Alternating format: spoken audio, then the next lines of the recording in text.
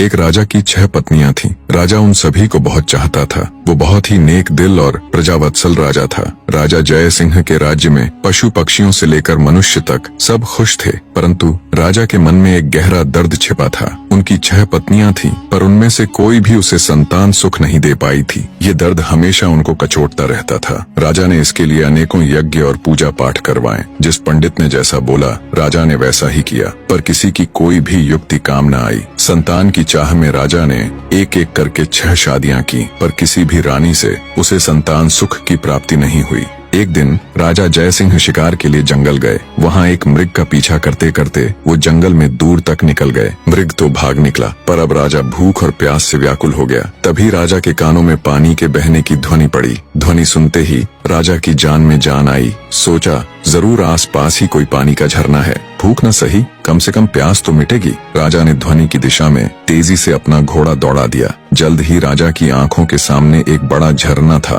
पर जब राजा झरने के पास गया, तभी उसके कानों में एक स्त्री की आवाज पड़ी। अंधे हैं क्या? दिखाई नहीं देता एक लड़की स्नान कर रही है। भूख प्यास से व्याकुल राजा ने उस तरफ तो ध्यान ही नहीं दिया था। लड़की की आवाज सुन राजा चौंक गया। उसने तुरंत अपना मुंह फेर लिया और बोला, क्षमा करे देवी, मैं इस जंगल में बहुत देर से भूखा प्यासा भटक रहा हूँ, जिससे विचलित होने के कारण मैं आपको देख नहीं पाया। इतना कह राजा मुंह फेरे ही वहाँ से कुछ दूर चलकर खड़ा हो गया। कुछ ही पलों में वह लड़की स्नान से निवृत्त होकर राजा के पास आई। उसने सूखे वस्त्र धारण किए थे और हाथ में कुछ फल लिए हुए थे। वह राजा के पास आकर बोली, महाशय, अब आप पानी पी सकते हैं। राजा ने झरने से पानी पिया और लड़की के दिए फल खाए। पानी और फल से उनकी भूख प्यास शांत हुई। राजा ने लड़की की ओर देखा और पूछा, हे सुंदरी, तुम कौन हो और इस जंगल बियाबान में अकेली क्या कर रही हो? लड़की ने जवाब दिया, मेरा नाम मोहिनी है। मैं पास के गांव में रहती हूँ। रोज यहाँ स्नान करने आती हूँ और जंगल से लकड़ियाँ इकट्ठा करती हूँ। ये झरना जंगल के बीच में है, इसलिए यहाँ कोई नहीं आता। राजा जय सिंह मोहिनी की सादगी और सुंदरता पर मोहित होकर बोला, मोहिनी, तुम्हारी मदद के लिए शुक्रिया। आज तुमने मेरी जान बचाई है,